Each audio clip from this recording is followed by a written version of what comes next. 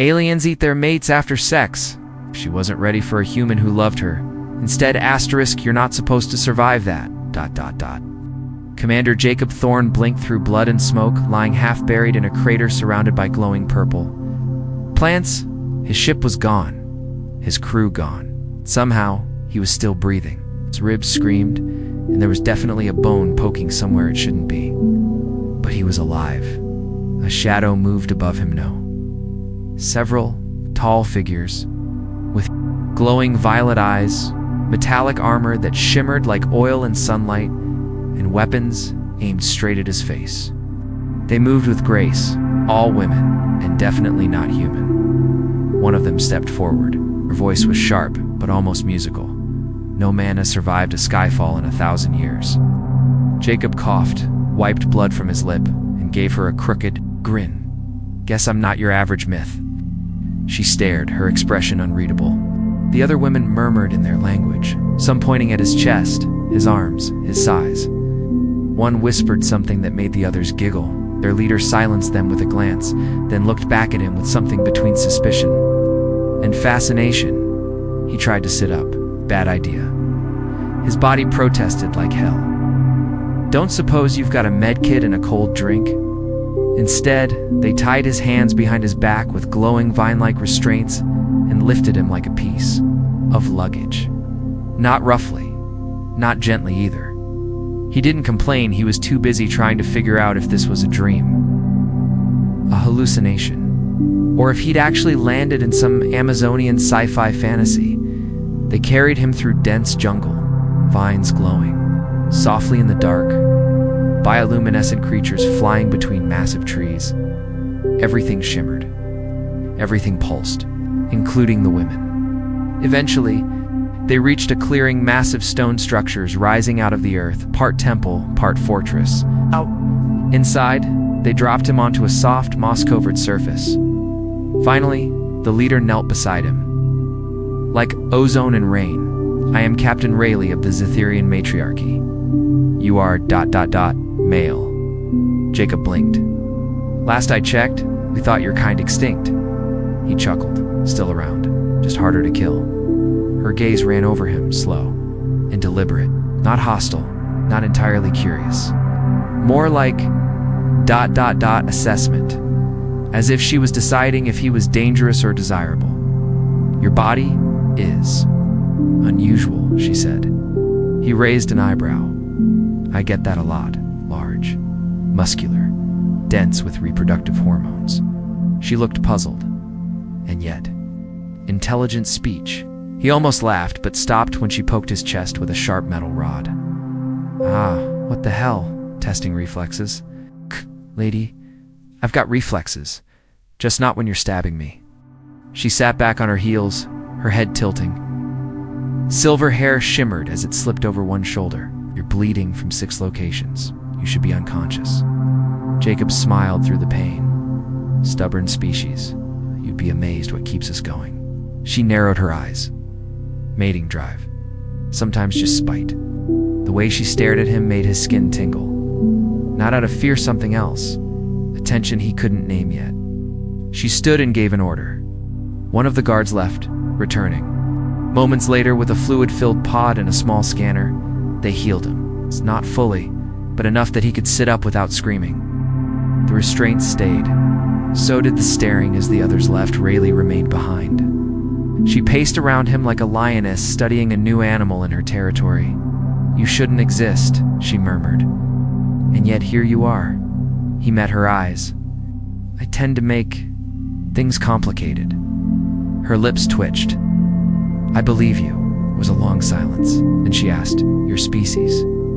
You reproduce through physical bonding, yes? He nodded slowly. We call it sex. Her face stayed blank. It is said that human males ... endure long sessions. That your anatomy is designed for repeated engagements. For ... mutual pleasure? Jacob grinned. You've been reading the good parts. She looked away. The tips of her ears tinged a deeper violet.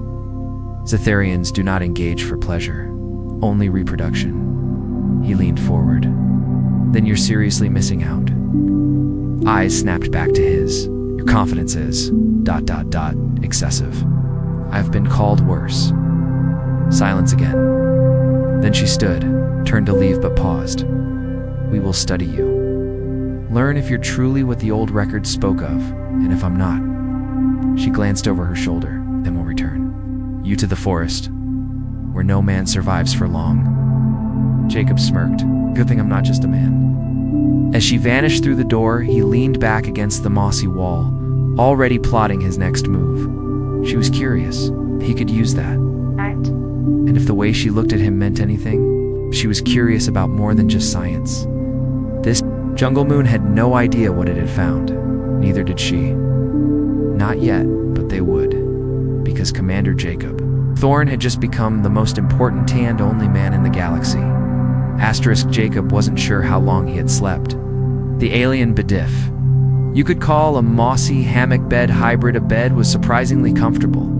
The air was thick with the scent of fruit and spice, and the occasional soft chime from somewhere outside made him think of wind passing through crystals. He rolled over, half expecting to find restraints still on his wrists. Gone. Huh? Either they trusted him now, or they were waiting for him to try something stupid. It wouldn't be the first time, he muttered, sitting up and stretching his arms with a satisfying crack. The door rounded, it's metallic, and shaped like an eye opened. With a hiss, in walked Rayleigh, captain of the Violet Guard, the woman who'd first captured him. She wasn't in armor now. Instead, she wore something like a tight bodysuit that shimmered with patterns when she moved. It hugged her curves in ways that made Jacob wonder if the Zetherians really didn't care about pleasure. She stopped just inside the room, arms crossed. You're awake. He gave her a casual salute, still alive. Sorry to disappoint. Her gaze flicked over him again. She was always scanning, like her brain never stopped analyzing. I was told human males recover slowly, she said.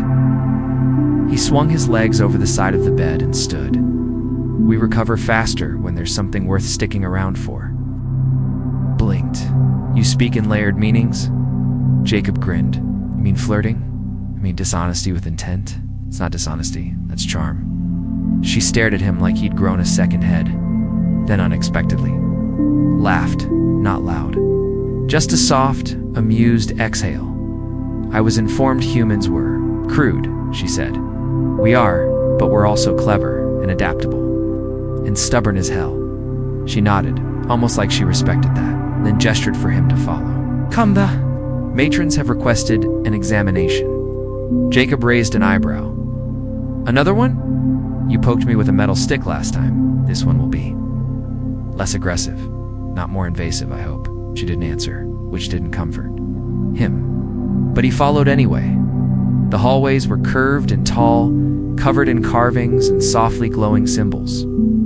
Everything felt ancient but alive, like a temple built by engineers who believed in both math and magic. Rayleigh walked in front of him, long, legs moving with graceful precision, her hair braided into a silver coil.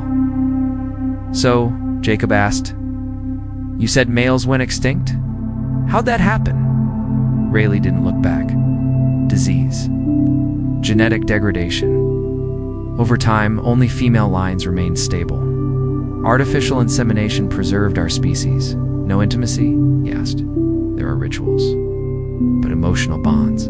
Our rare attachment is considered ... inefficient. Jacob let out a low whistle. You ladies really don't do cuddles, huh? She stopped at a wide circular doorway. What is cuddles? He smirked. You'll find out. Probably. By accident.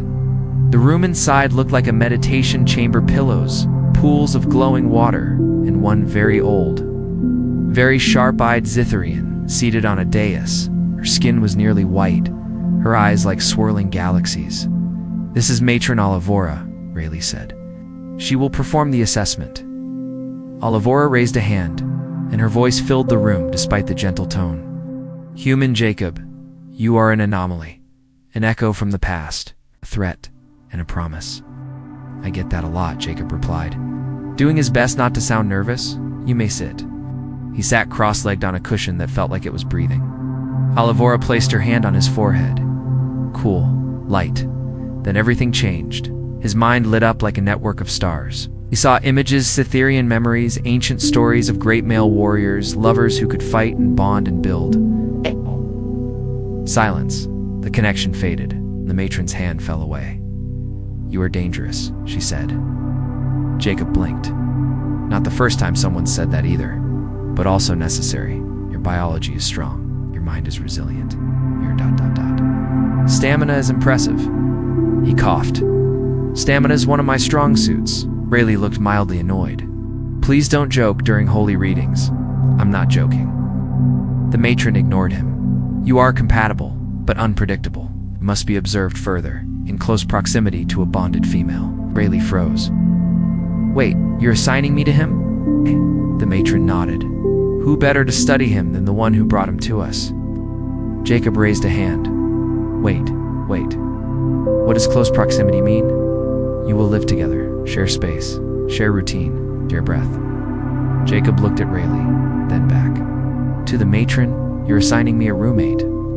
"Bondmate candidate," Alivora corrected. Rayleigh looked like someone had handed her a live snake.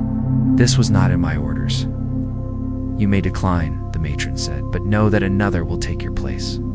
Jacob didn't miss the small twitch in Raleigh's jaw. "Possessive much?" "I will not decline," she said flatly. "Good," said Alivora. "Then the pairing begins now." Jacob stood slowly. "So, you moving into my mossy cave? Or am I moving into yours?" "I will prepare quarters suitable for both." He grinned. "I snore. I carry a plasma dagger." "Excellent. We'll get along just fine." As they left the chamber, Jacob walked beside her, hands in his pockets. She was stiff, clearly uncomfortable. Not with him necessarily, more like with herself. So, we're roommates now. I prefer the term cohabitating research subjects. Sure, let's see how long that lasts. He could tell beneath her perfect posture.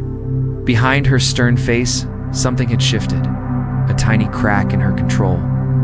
She didn't know what to do with him. With the emotions starting to spark, with the idea that maybe, just maybe, this impossible human was more than just a research subject. And Jacob was ready for whatever came. Next, because no one had ever told him not to fall in love with a 7-foot alien war goddess, and even if they had, he wouldn't have listened. Jacob's new living quarters were nothing like he expected. He had pictured a cold lab cell or some kind of high-tech fish tank with glowing furniture and zero privacy. Instead, it was cozy. The room was round and open, walls glowing with soft blue light. There was a central pool filled with steaming water, like a natural hot spring. The floor was soft underfoot, covered in woven plant fiber mats, and in the center, a giant floating bed that adjusted its shape when he so much as looked at it. "Don't get used to it," Rayleigh said, standing stiffly by the entrance. "This is only temporary. Until your biology is fully documented." Jacob ran a hand over the bed. "If this is science, I think I finally like science." Rayleigh rolled her eyes and turned away. "We begin the first observation cycle tonight. You'll sleep there. Take the meditation perch." Jacob glanced at a stone slab in the corner. "That's your bed, correct?" He sat on the floating mattress, which immediately formed itself into a perfect cradle under his weight. "That's not happening. There's enough room here for both of us. I promise not to accidentally spoon you." She didn't respond at first. Then, with a heavy sigh, she walked to the other side of the bed and sat down without looking at him. Her movements were smooth, deliberate, like a soldier refusing to show weakness. "So," Jacob said, lying back with his hands behind his head, "is this the part where you ask me questions about my reproductive habits?" "Already reviewed," she said. "Invasive, messy, and statistically inefficient." Jacob grinned. "Oh, we're inefficient, all right, but it's fun." "That is the part I don't understand," Rayleigh muttered. "Why would a species assign joy to such a vital function?" "Because joy encourages bonding," he said simply. "You trust the one who makes you feel good." She tilted her head, thinking. "Cytherean pairs are selected by genetic compatibility. Emotion is ... irrelevant." Jacob rolled to face her. "You've never been in love?" she scoffed. "Love is an unstable chemical imbalance. It clouds judgment." "Maybe," he said. "Or maybe it's the one thing that makes all the chaos worth it." She didn't reply. The lights dimmed gradually as night settled across the alien jungle. Outside, strange birds chirped and the wind hummed through glowing trees. Inside, silence stretched between them. Jacob dozed off eventually. The bed was too comfortable to resist. But somewhere in the middle of the night, he woke to a faint sound, really breathing fast. Curled up with her back to him, he sat up. "Hey, you all right?" She jumped, instantly alert. "I'm fine. We're dreaming." "I do not dream." Jacob frowned. "You were shaking." She turned her face away. "It is a minor reaction. Memories from combat. Nothing more." He didn't press. He knew that tone. He'd used it himself, back when he was still a soldier. Back when waking up in a cold sweat was part of the morning routine. Without a word, he shifted closer, not touching her, just close enough for her to feel his warmth. "I'm not trying to fix you," he said softly, "but you don't have to pretend around me either." She stayed silent, but she didn't move away. The next morning, she was gone before he woke up. The day passed in a blur of tests. Some were simple reaction times, sensory sensitivity, immune responses. Others were weird. One machine tried to scan his pheromone aura. Another made him drink something that tasted like spiced soap. At one point, a young Zetharian scientist nearly fainted when he flexed his biceps too hard. "Is it always like this when you meet new species?" Jacob asked as Rayleigh guided him from one glowing chamber to another. "No, most species are not this physically confusing," flattered, he said. "But if anyone asks, I'm just average back home." "Possible," she muttered. By the third day, the matriarch summoned them again. This time, Jacob noticed the shift in how they looked at him. Less curiosity, more calculation, respect. "Maybe you have caused waves," said Matron Olivora. "Our people are questioning what they once believed to be facts." "I tend to have that effect," Jacob said, folding his arms. "Already young Zetharians speak of pleasure, bonding, of ... love." Rayleigh stiffened beside him. The matron continued. "There are those who welcome this change, and there are those who do not." Rael's voice was cold. "You mean the traditionalists?" "Yes," Olivora said. "Some fear the human male is too powerful, that his influence will rewrite our society." Jacob raised an eyebrow. "That bad, huh? Or that good?" she said. That night, back in their shared quarters, Rayleigh stood by the window staring out over the glowing jungle. Jacob sat nearby, nursing a cup of Zetharian fruit to surprisingly good, considering it looked like lava. "You okay?" he asked. "No. Want to talk about it?" "No. ... He sipped. "Okay." She turned after. "A while. They will come for you. The traditionalists." She nodded. "They don't want change, especially not if it comes with humor and ... charm." Jacob smirked. "So you admit I'm charming?" She gave him a sharp look. "You're infuriating. You're confusing. And uncomfortably attractive? I'll take it." She stepped closer. "I don't want you hurt." He stood and faced her. "Then we'll face them together. You're not Zetharian. They won't honor your strength or your courage." Gently reached for her hand. She didn't pull away. "Doesn't matter. I'm here, with you." For a long moment, she looked into his eyes. Her voice was softer when she finally spoke. "I don't understand how you got under my skin so fast."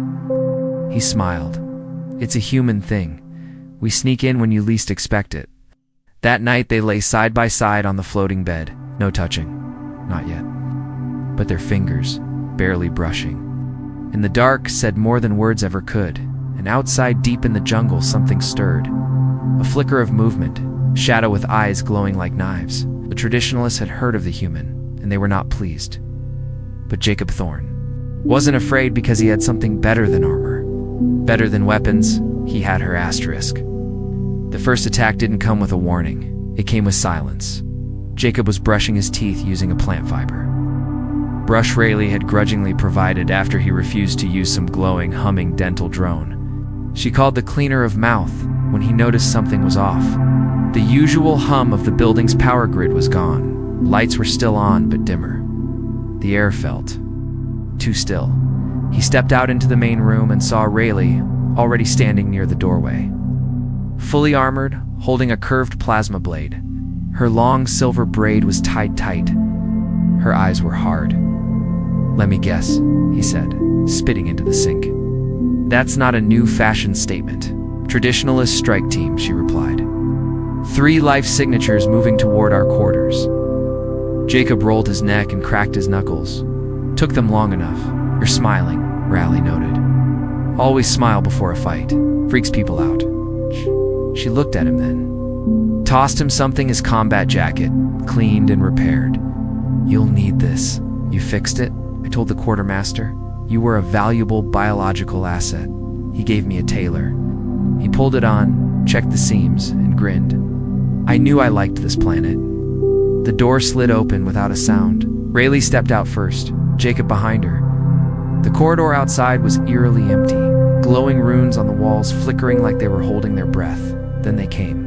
3 tall Zetherians in dark robes stepped into view. Not military, not guards. These were something else. Armor, just ceremonial tattoos etched deep into their violet skin. Their eyes were dead serious. No hesitation. No emotion. The one in front pointed a long staff at Jacob. "Return the human to the matrons. Break the bond, or be removed." Rayleigh stepped forward. "He is under my protection."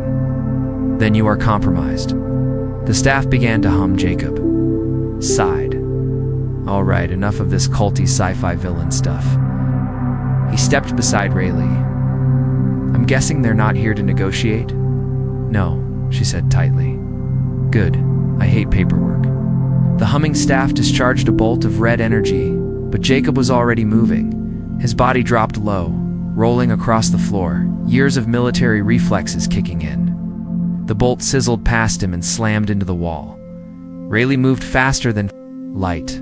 Her plasma blade danced, slashing, spinning, blocking. She took down one attacker in a blur, the second with a sharp knee to the chest that crumpled the robed figure like a paper tent. The third rushed. Jacob with a smaller blade, bad choice. Jacob caught the attacker's arm, twisted, and planted his forehead directly into the Zetherian's nose. The alien stumbled back, dazed. Jacob followed up with a kick that sent him sprawling. All 3 were down.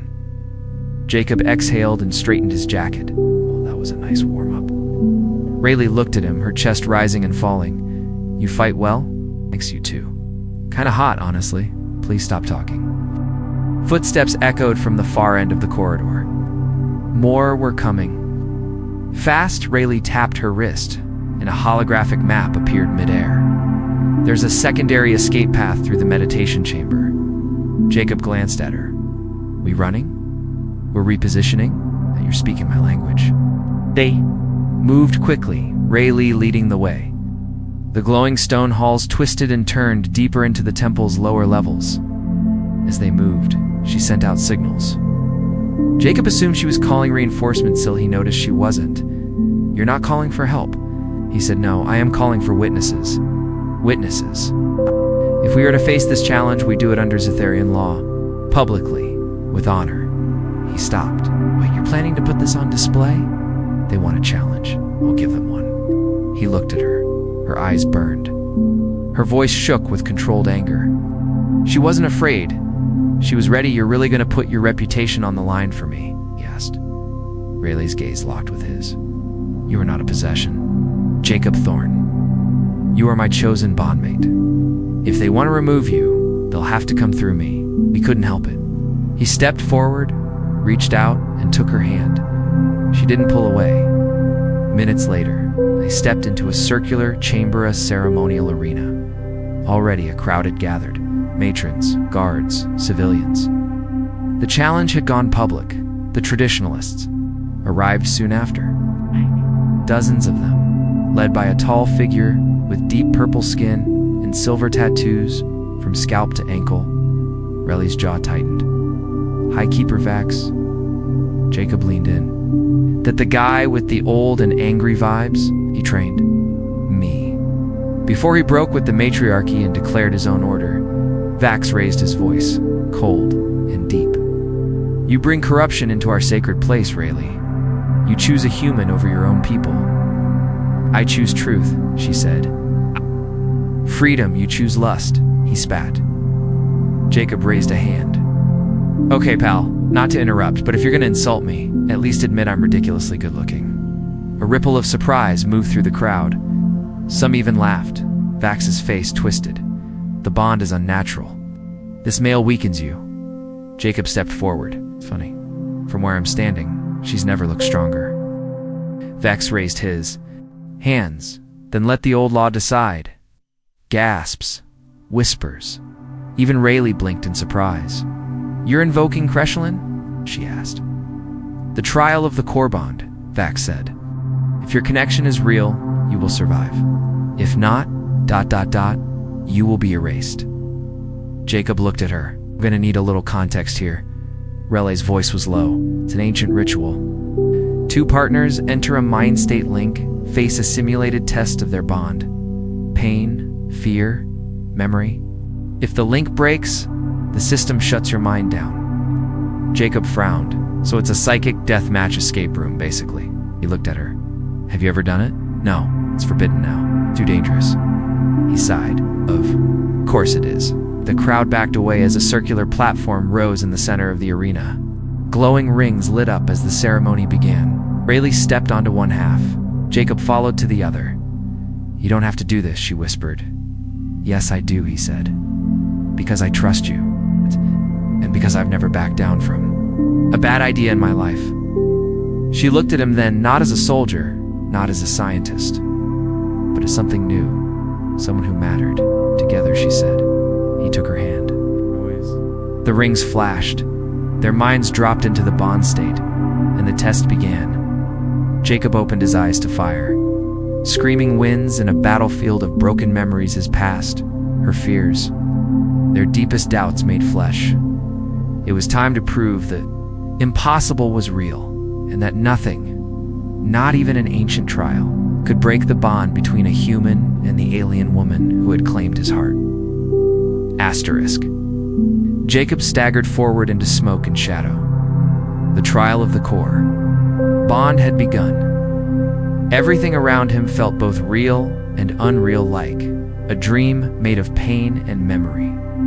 The wind howled, bitter and hot. The ground cracked beneath his boots, glowing red veins running through the stone like lava-filled scars. The sky was a sickly green, with lightning flickering in the clouds like angry eyes. He turned slowly, scanning the jagged landscape. Rayleigh? No answer. Only silence. Then a voice, deep and cold, echoing in his mind. You do not belong. She is beyond you. Leave. Break the bond. Jacob grit his teeth. Nah, not happening. The world shifted. Suddenly he was back on Earth in a ruined combat zone. Burning buildings, screams, gunfire. His old squad's voices calling for help. He saw their faces, heard the panic in their words. It was his worst memory, his last mission. The one that had gone wrong. He watched as his team was ambushed. Again, just like before. And this time, couldn't look away. The guilt hit him like a punch to the gut. His knees buckled. Then he heard her relay's voice, faint but firm. Jacob. It's not real. You survived. You did your best. He looked up. She stood in the fire, untouched by it, her silver braid trailing behind her like a banner.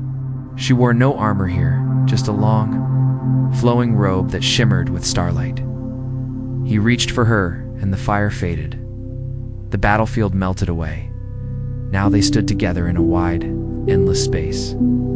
Floating, weightless, alone, she turned to him. This is the bond's inner chamber. The trial will show us everything we fear, everything we hide. He stepped closer. Then I hope you're ready for a whole lot of sarcasm and suppressed trauma. I already suspected both, she said. Her voice softer than he'd ever heard it. The space shifted again. Now it was her memory. She stood on a raised stone platform, much younger. Surrounded by other Zetherian girls, all in training, they were sparring, fluid, fast, graceful. Except Rayleigh was losing. A taller girl knocked her down hard. Too emotional, the instructor said, frowning. You show attachment, weakness. Young Rayleigh stood, bleeding, lip trembling. But I silence, the instructor snapped. You will never command until you kill your heart. Jacob watched, fists clenched. He turned to the real Rayleigh beside him. You've been carrying that your whole life, haven't you? Wait. Look at him. I buried it. Doesn't mean it's gone. Suddenly, shadows rose all around them. Figures of doubt, tradition, judgment, faceless, robed Zetherians with glowing eyes. The bond is false. He is a distraction. You are impure. They circled Rayleigh, hissing. She stood tall, but he saw her hands shaking. Jacob stepped in front of her. Hey, he shouted at the shadows. You know what? You're right. I am a distraction. I'm distracting her from a life of cold, empty rituals and joyless traditions. He turned to Rayleigh. And I'm not sorry. The shadows hissed louder, but they began to fade. Her hand found his. The bond pulsed between them, bright and strong. Then came the final test. They were suddenly apart against the floating islands in a dark void, drifting farther away from each other. A voice whispered, only one may return. Sacrifice the other, or lose both. Jacob's heart thudded dead. He saw Rayleigh staring at him across the void. The space between them grew wider by the second. The voice echoed again. Choose now. She shouted something, but he couldn't hear her. He saw the pain in her eyes, the fear. He didn't hesitate. I choose her, he said. The darkness laughed. You give up your life for a moment of connection? Jacob smiled faintly. One real moment is worth more than a lifetime of fear. Closed his eyes, bracing himself for whatever death felt like in psychic space. But instead of pain, there was warmth light, a strong hand grabbing his. When he opened his eyes, Rayleigh was there, pulling him across the void. I choose you, idiot, she said through gritted teeth, and suddenly, the test cracked. The void shattered like glass. They fell back into their bodies with a gasp. Jacob opened his eyes to the real arena bright lights, stunned faces. The matrons watching, the crowd silent. He and Rayleigh were still holding hands, fingers tightly locked. Vax stood at the edge of the platform, eyes wide with disbelief. Possible. Olivera's voice rang out like a bell. They have passed. Gasps. Murmurs. Then cheers. Actual cheers from a group of young Zetherians who had come to watch. Jacob looked at Rayleigh. She looked back. Breathless. Glowing. Fierce. The crowd was roaring now. Not in anger, but something else. Excitement. Hope. Alivora stepped forward. The bond is real. It is strong, and it is ... new. Vox's face twisted. This means nothing. An experiment. A fluke. Alivora said, this is change. Vox turned to leave, fury radiating from him. But he was no longer in control. His followers scattered. The matriarchy had made its choice. Back in their quarters that night, Jacob and Rayleigh sat side by side on the edge of the floating bed. The world spinning quieter around them. I thought I was going to lose you, she said. You almost did, he admitted. But you dragged me out. Kinda hot, honestly. She gave him a look. I faced my worst fear in there. He nodded, and she took a deep breath. Turns out my worst fear wasn't the bond. It was never having one. Reached for her cheek, brushed her skin with a gentle touch. Well then, I guess we're both idiots who found something worth being afraid of. Their lips met. This time it wasn't wild or rushed or desperate. It was real, it was earned. As they sank into each other, the lights dimmed, the stars beyond. The window spun slowly, and two hearts, one human. One alien beat in perfect sync. For the first time in Zetherian history, the bond wasn't just accepted, it was celebrated. And Jacob Thorne, it wasn't just a myth anymore, he was a miracle. Asterisk. 3 weeks after the trial of the core bond, Jacob Thorne found himself sitting cross-legged on a floating cushion in front of 5 matriarchs, wearing nothing but a formal Zetherian sash and a thin smile that said, "I still don't understand your traditions, but I'll play along." The matriarchs watched him like scientists studying a newly discovered animal. Rayleigh stood beside him, proud but visibly tense. Olivora, the eldest, cleared her throat. "Commander Thorne, your presence here is not merely tolerated now. It is ... instructive. Settle for appreciated," Jacob said, smiling politely. "You have caused shifts in behavior. Bond requests have increased. Young Zetherians are experimenting with emotional communication. Some are even laughing in public." "Oh no," Jacob said, mock serious, not laughter. A few of the younger matriarchs suppressed a chuckle. Rayleigh gave him a sideways glare. Olivera's expression didn't change. "The council has voted the human bond will be honored and studied." Ah. Jacob's eyebrow twitched. "Studied?" "Voluntarily," Rayleigh added quickly.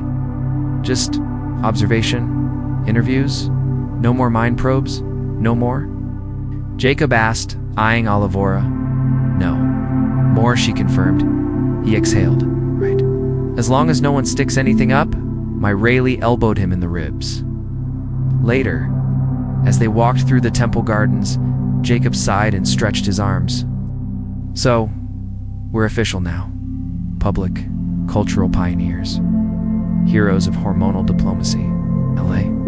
For once, didn't correct him. She plucked a glowing fruit from a tree and tossed it to him. "You're enjoying this? A little? You know, back on Earth, I couldn't even get a second date unless I lied about owning a dog. On the face of emotional revolution." She smirked. "Don't get used to it. Fame fades." "I know," he said, taking a bite. "But you don't." That made her pause. "Are you trying to be romantic?" she asked. "I'm not trying," he said, swallowing. "I am. That's what we do. We say dumb, sweet things until someone gives in and kisses us." She stopped walking. "Is that your plan now?" "Pretty much," she turned to him. "Then I should warn you. Zetherian kisses mean more." "I figured," Jacob said, leaning in, "but so do mine." Their kiss wasn't soft this time. It was slow, deep, electric. A confirmation of everything they'd gone through.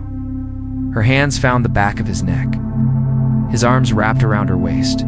The glowing garden flickered brighter, as if the trees themselves approved later that night. They lay together under the translucent canopy of their new quarters. The room had been upgraded to reflect your elevated status, they were told. Jacob suspected it was also to keep them somewhere that could be monitored. He didn't care. The bed was enormous. The windows looked out onto a sea of glowing trees, and Rayleigh, wrapped in a silver robe in his arms, was better than any security system. She rested her head on his chest. "Do you miss Earth?" he thought. "About that? Not really. I miss burgers. Hot showers.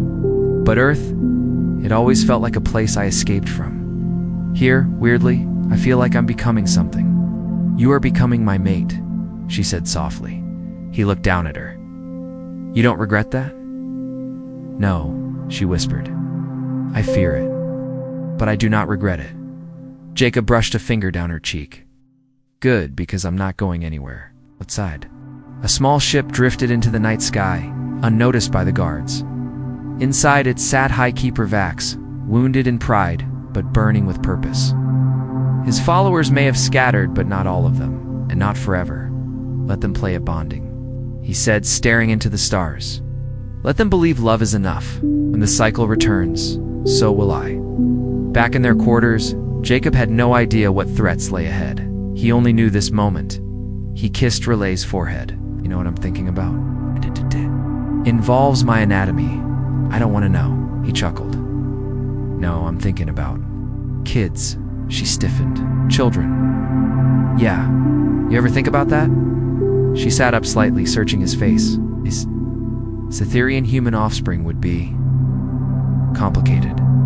There are biological factors, social consequences, potential hybrid instability. "Reproductive variance, Rayleigh," he said, touching her chin. "I meant, do you want them?" She stared at him. For a long moment, she didn't answer. Then softly, "Yes, one day. Maybe, with you." His heart skipped. "Well," he said, pulling her close again. "We already broke 1,000 years of tradition. What's one more miracle?" She smiled against his skin. "You talk too much. Only when I'm in love." They kissed against low and sweet this time outside. The stars watched silently. The jungle whispered.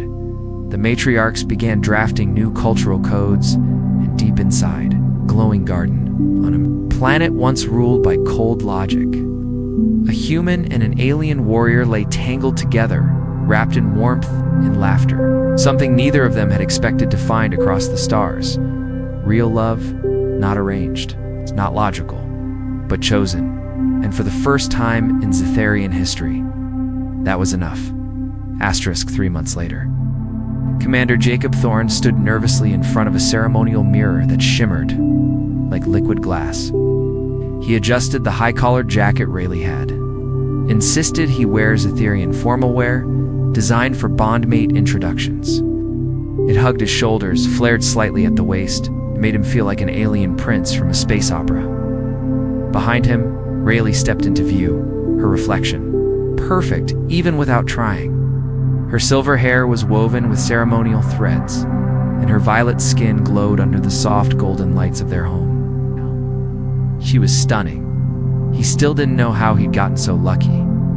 "They're almost here," she said, adjusting one of his cuffs. "Try not to mention meat, war, or anything involving bodily fluids." Jacob smirked. "So, half my personality." She gave him a look. The half we're still deciding is worth keeping. A soft chime rang through the chamber. The door hissed open, and in stepped two figures taller than Rayleigh, their faces older but unmistakably similar. Her parents, her mother, Ailey, walked with poise and grace, wearing layered ceremonial robes and the expression of someone expecting disappointment. Her father, Venner, had a quieter presence but piercing silver eyes. He said nothing, simply studying. Jacob, with a tilt of his head, Rayleigh bowed deeply. "Mother, father, this is Jacob Thorne, my mate." Jacob stepped forward and gave a small Earth-style bow. "Honor to meet you both." Alay folded her arms. "So, ... This is the human." Venner stepped closer. "Stronger than I expected, broader than the text suggested." Alay raised an eyebrow. "And still alive. Impressive, considering the average. Male survival rate in bonding trials is 0, Rayleigh interrupted. "Until now," Jacob added, offering a half grin. "I'm a bit of an overachiever." Silence then. Venner chuckled. It was low and gravelly, but unmistakable. "I like him," he said. Haley frowned. "He's impertinent. He's also loyal," Rayleigh said firmly. "He protected me, chose me, and passed the core bond." Alay sighed, then walked past Jacob to examine the home. "Where's the food? You didn't serve anything." "We didn't want to assume your preferences," Jacob said. "Also, the last time I cooked Zetharian roots, they exploded." Laughed again. "They do that when overboiled." Alay finally cracked the faintest of smiles. "Fine, show me your kitchen. I'll teach you how to not embarrass my daughter with your cooking." As the two wandered off, Rayleigh turned to Jacob. "That could have gone worse. She only called me an embarrassment once. I call that progress." That night, they all sat together at the table, sharing food and stories. Jacob told tales of Earth, how humans danced for fun, fought with sarcasm, and cried during movies. Alay looked skeptical. Venner looked fascinated. By the end of dinner, Alay even smiled once. A real one, as the evening wound down. Rayleigh and Jacob stood together on their private balcony, watching Zetharian moons rise over the glowing jungle. The air was warm, sweet with night flowers. Soft music played from somewhere deeper in the city. "Did well," Rayleigh said, wrapping her arm around his waist. "I survived your mother. I should get a medal, maybe just dessert." He turned to her. "Hey, there's something I've been thinking about." She looked up. "You usually announce those thoughts out loud without warning." "This one's important," he said. "I've been through battles, explosions, mind trials. Almost got eaten by your customs. But the scariest part of all this?" She waited. "Loving you," he said. Because if I screw it up, I lose the one thing in this galaxy that actually makes me want to stay. Her eyes softened. Then don't screw it up. I don't plan to. He reached into his pocket and pulled out a small ring crafted from Zetherian crystal, glimmering with earth metals. A perfect fusion of their worlds. She blinked. Jacob, I know your people don't do marriage, he said, but mine do, and I want something real. Something permanent. You changed my life. You gave me a home, a purpose, and a reason. To believe in something bigger than myself. He took her hand. So, I'm asking. Rayleigh, Zetherian bondmate, terrifying warrior, and brilliant pain in my ass. Will you marry me? She stared at him for a long moment, her lips parted. Then she did something rare, something only he ever got to see. She laughed, then kissed him. Yes, she whispered. Yes, Jacob Thorne, you stubborn, beautiful fool. Yes, he kissed again. And when they finally pulled apart, she said, Zetherian. Custom allows for 2 ceremonies, one public, one private. What's the private one? She leaned in and whispered something in his ear that made his knees wobble. Right, he said breathlessly. We'll start with that one. A month later, the entire city lit up with glowing orbs and drifting petals as the first ever interspecies bonding ceremony was held in the Garden of Moons. Jacob wore formal Zetherian robes over his Earth military jacket. His idea. Rayleigh wore silver armor etched with their shared symbols. Their hands were bound with energy ribbons. Thousands watched. The matrons blessed their union. The people cheered, and in that moment, under the stars of a planet once ruled by cold law, a human and an alien swore a life together, not out of tradition, but choice. Real, honest, ridiculous. Beautiful choice. Years passed. Jacob and Rayleigh raised a hybrid children, tough, curious, wild little beings who spoke 3 languages and could outclimb any tree. Jacob became a diplomat between Earth and Zetheria. Rayleigh trained the next generation of guards and warriors. And sometimes, late at night when the house was quiet and the moons hung low, Jacob would hold her close and whisper, "You still scare me?" And she'd smile, kiss his cheek, and reply, "Good, because..." Love wasn't about comfort. It was about fire, about trust, about holding someone's hand across impossible odds and saying, "I choose you," every day, every time, and in the end.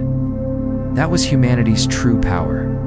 Not strength, not speed, not even that infamous stamina, but the ability to love with reckless, stubborn, impossible devotion, even across the stars, even across galaxies forever.